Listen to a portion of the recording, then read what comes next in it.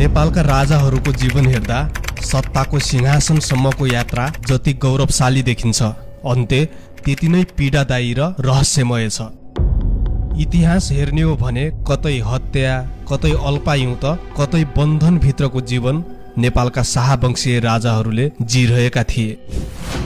आजको यस भिडियोमा हामी एक एक गर्दै नेपालका शाहवंशका 12 जना राजाहरूको जीवन, शासनकाल र मृत्युको बारेमा चर्चा गर्दैछौँ। पृथ्वीनारायण शाह। पृथ्वीनारायण शाह आधुनिक नेपालका पहिलो राजा र गोर्खा राज्यका अन्तिम राजा थिए। नेपाल एकीकरणको अभियानले उनलाई इतिहासमा आधुनिक नेपाल निर्माताको उपाधि दिलायो। विक्रम सम्वत 1779 पुस 27 गते गोर्खामा जन्मिएका पृथ्वीनारायण शाह विक्रम सम्वत 1779 चैत्र 25 मा गोर्खा राज्यका राजा बनेका थिए।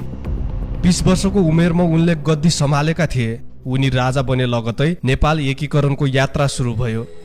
विक्रम सम्वत 1825 मा कान्तिपुर विजय गरेपछि नेपालका राजाको उपाधि प्राप्त गरे।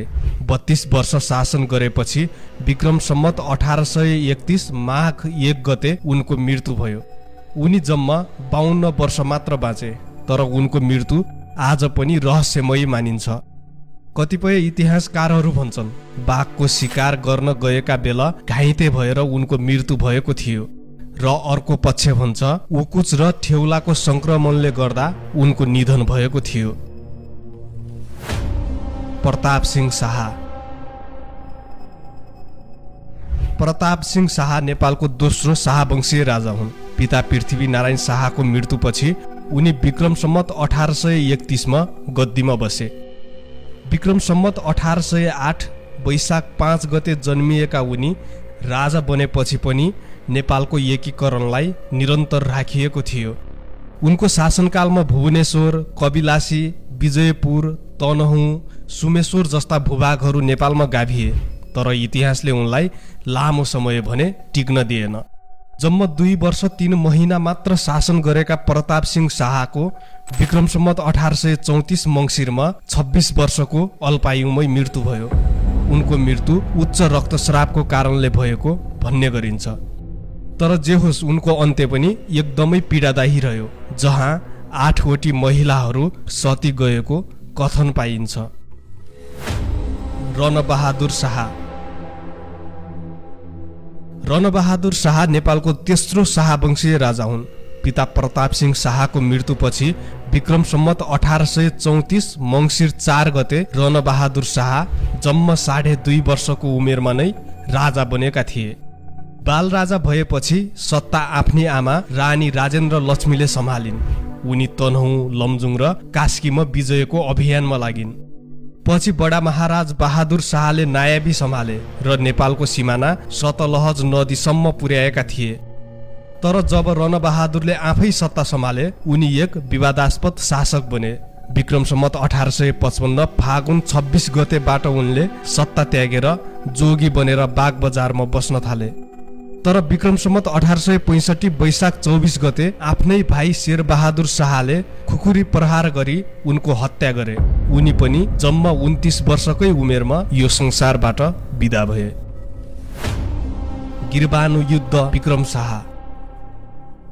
गिरबानु युद्ध विक्रम शाह नेपालका चौथो शाहवंशीय राजा हुन्। पिता रणबहादुर शाहको मृत्युपछि 1.5 वर्षको उमेरमा नेपालका राजा बनेका थिए। विक्रम सम्वत 1854 मा जन्मिएका उनी नाबालक भए पनि उनको शासनकालमा भने ब्रिटिससँग सङ्घर्ष चलिरह्यो। मुख्तियार भीमसेन थापाको सुझबुझ र बलका कारण नेपालको अखण्डता भने जोगियो। यिनकै पालामा भएको नेपालको सुगौली सन्धि नेपाली इतिहासको दुःखद अध्याय मानिन्छ, जसले गर्दा नेपालले धेरै भूभाग गुमाएको थियो। विक्रम सम्वत 1873 मा 20 वर्षकै उमेरमा बिफर रोगको कारणले गिरबानु युद्ध विक्रम शाहको मृत्यु भएको थियो। राजेन्द्र वीर विक्रम शाह। राजेन्द्र वीर विक्रम शाह नेपालको 5औं शाहवंशीय राजा हुन्। पिता गिरबानु युद्ध विक्रम शाहको मृत्युपछि विक्रम सम्वत 1877 मा जन्मिएका राजेन्द्र वीर विक्रम शाह 3 वर्षकै उमेरमा नेपालका राजा बने। यिनकै पालामा भीमसेन थापाले आत्महत्या गर्नुपर्ने बाध्यता माथुरसिंह थापा र गगनसिंहको हत्या भएको थियो। दरबारिया भाइ र भारद्वाजहरू बीचको सत्ता सङ्घर्षको चरम उत्कर्षले यसै समय कोत पर्व, भण्डाराखाल पर्व, औल पर्व जस्ता घटनाहरू घटे र कैयौं निर्दोष मानिसहरू मारिए। यी राजा आफ्नो जीवनकालको लामो समयसम्म शाही बन्दीका रूपमा जेलमा रहन पुगे। जङ्गबहादुरको विरोध गरेकै कारण नै त्यसो हुन गएको थियो। विक्रम सम्वत 1904 देखि विक्रम सम्वत 1938 सम्म शाही बन्दीका रूपमा हनुमान ढोकामा थुनिई बन्दी अवस्थामा नै पछि विक्रम सम्वत 1938 मा 67 वर्षको उमेरमा उनको मृत्यु भएको थियो। सुरेन्द्र वीर विक्रम शाह। सुरेन्द्र वीर विक्रम शाह नेपालका 6औं शाहवंशीय राजा हुन्। विक्रम सम्वत 1883 मा श्री 5 राजेन्द्र वीर विक्रम शाहका पुत्रका रूपमा जन्मिएका उनलाई जङ्गबहादुर राणाले बुवा राजेन्द्रलाई विक्रम सम्वत 1904 वैशाख 3 गतेका दिन जेल हाली सुरेन्द्र वीर विक्रम शाहलाई जबरजस्ती सिंहासनमा बसालेका थिए। त्यो समयमा राणा शासन सुरु भइसकेको थियो। राजा नामको मात्र राजा हुन्थे, शासन चाहिँ श्री 3 राणाहरूकै हुने गर्थ्यो। राजा सुरेन्द्रले राणा शासन विरुद्ध सङ्घर्ष गर्ने कोसिस त गरे, तर राणाहरूको प्रभाव र सत्ता प्रचण्ड थियो। सत्ता खोज्नु भनेको उनीहरूको उग्र विरोध थियो। राजा सुरेन्द्रको मृत्यु भने बुवा राजेन्द्रको मृत्यु हुनुभन्दा 2 महिना अगावै विक्रम सम्वत 1938 साल जेठ 6 गते 54 वर्षको उमेरमा भएको थियो। पृथ्वी वीर विक्रम शाह। पृथ्वी वीर विक्रम शाह नेपालका 7औं शाहवंशीय राजा हुन्। 1932 मा जन्मिएका उनी आफ्ना हजुरबुवा सुरेन्द्र वीर विक्रम शाहको मृत्युपछि नेपालका राजा बनेका थिए। खासमा सुरेन्द्र वीर विक्रम शाहको मृत्युपछि नेपालका राजा बन्नुपर्ने त उनका छोरा त्रैलोक्य विक्रम शाह थियो, तर उनी राजा बन्न भने सकेनन्। कारण उनी राणाका हातमा गएको राजकीय अधिकार फर्काउन क्रियाशील रहे। त्यसैले राणाहरू त्रैलोक्यप्रति सशंकित भए। त्रैलोक्य राजा बन्न नपाउँदै उनलाई 30 वर्षको अल्पायु उमेरमै विक्रम सम्वत 1934 मा धीर शमशेरले विष प्रयोग गरेर मारेका थिए। उनका छोरा अर्थात् सुरेन्द्र वीर विक्रम शाहका नाति पृथ्वी वीर विक्रम शाह सुरेन्द्रको मृत्युपछि विक्रम सम्वत 1938 को साउन महिनाबाट नेपालको शाहवंशीय राजा बने। विक्रम सम्वत 1932 मा जन्मिएका पृथ्वी वीर विक्रम शाहलाई जम्मा 6 वर्षको उमेरमा नै राजा बनाइएको थियो। उनको मृत्यु 36 वर्षको उमेरमा विक्रम सम्वत 1968 मा भएको थियो। उनको मृत्युमा पनि थुप्रै आशंकाहरू छन्। चन्द्र शमशेरद्वारा मन्द विषको प्रयोग गरी हत्या गरिएको शंका गरिन्छ। त्रिभुवन वीर विक्रम शाह। त्रिभुवन वीर विक्रम शाह नेपालका 8औं शाहवंशीय राजा हुन्। विक्रम सम्वत 1963 अषाढ 17 गते जन्मिएका त्रिभुवन वीर विक्रम शाह पिता पृथ्वी वीर विक्रम शाहको मृत्युपछि 5 वर्षको उमेरमै विक्रम सम्वत 1968 मङ्सिर 6 गते नेपालको राजा बनेका थिए। त्रिभुवन वीर विक्रम शाह राजा बन्दै गर्दा राणा शासनको कारणले राणाहरूले राजालाई बन्धक जस्तै बनाएका थिए। त्यसैले त्रिभुवनले राणा शासन हटाएर सत्ता आफ्नो हातमा लिन चाहन्थे।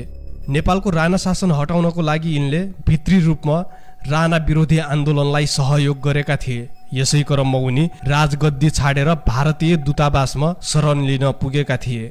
त्यसपश्चात राजा त्रिभुवन फेरि नेपाल फर्किएर विक्रम सम्वत 2007 साल फागुन 7 गतेदेखि शाही घोषणामा प्रजातन्त्र स्थापना भएको थियो। यसरी 104 वर्षीय राणा शासनको अन्त्यसँगै नेपालमा प्रजातन्त्रको नयाँ युग आरम्भ भयो। उनको मृत्यु भने विक्रम सम्वत 2011 सालमा 48 वर्षको उमेरमा हृदयघातका कारण भएको थियो। महेन्द्र वीर विक्रम शाह। महेन्द्र वीर विक्रम शाह नेपालका 9औं शाहवंशीय राजा हुन्। पिता त्रिभुवनको निधनपछि उनी नेपालका राजा भए। यिनको शासनकालमा नेपालले अन्तर्राष्ट्रिय मञ्चमा उच्च स्थान प्राप्त गर्यो।